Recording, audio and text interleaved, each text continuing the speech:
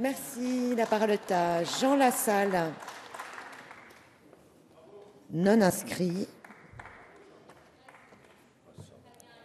300 secondes. Oui, 300 secondes, j'en ai déjà 10 de mortes.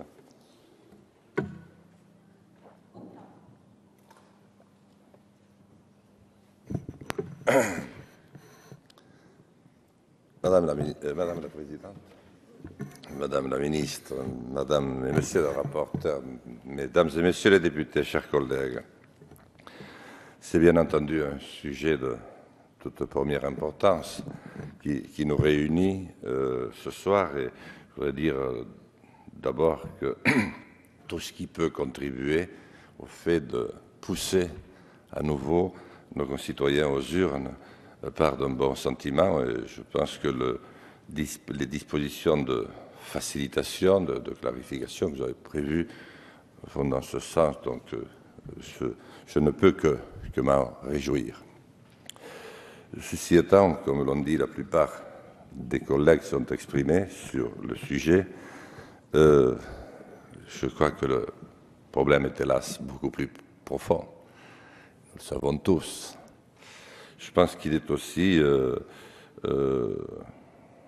dû à ce changement de monde auquel nous assistons, je ne cesse de le répéter depuis une trentaine d'années, changement de monde comme il y en a eu d'autres sous notre ère, chaque fois d'ailleurs que le monde a bougé, quand Magellan et ses copains ont retrouvé les Indes et les Amériques, ça a bouleversé totalement les royaumes de l'époque, parce que bien sûr, l'argent de la spéculation a pris le pouvoir. Lorsqu'à l'orée du XXe siècle, les mêmes se sont rendus compte que ces trains qui s'étiraient à perte de vue jusqu'au fond des Amériques et des Europes, ces étranges volatiles en acier, et que ce liquide de couleur indéfinissable était certainement en dessous de toutes les sous-couches du sol, les mêmes ont pensé qu'il n'y aurait jamais autant de profits à faire et que les luttes de pouvoir allaient atteindre un niveau jamais atteint dans l'histoire. Et ils ne se sont pas trompés, ça a donné les deux tragédies du XXe siècle. Nous sommes maintenant dans le troisième mouvement de mondialisation, avec notamment Internet. Jamais autant d'informations n'ont été portées à notre connaissance et jamais il n'a été aussi difficile de dire bonjour à son voisin. Je crois que c'est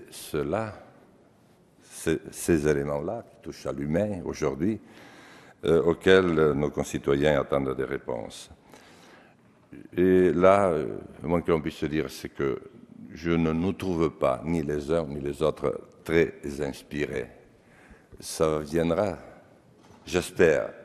Je souhaite de tout cœur, en tout cas, que ça ne vienne pas trop tard. Tous les éléments, de quelque côté que l'on appréhende le globe, où notre France chérie le montre, il est déjà très tard. Je crois que les élections régionales vont, une fois de plus, battre les records d'abstention. Même, et en dépit, je le regrette, Madame la Ministre, vous n'êtes pour rien, des facilités que vous apportez, mais tout simplement parce que nos compatriotes n'ont pas envie de voter. Enfin, à moins que je rencontre vraiment ceux qui sont les plus récalcitrants. Mais il n'y a plus cet élan, il n'y a plus envie.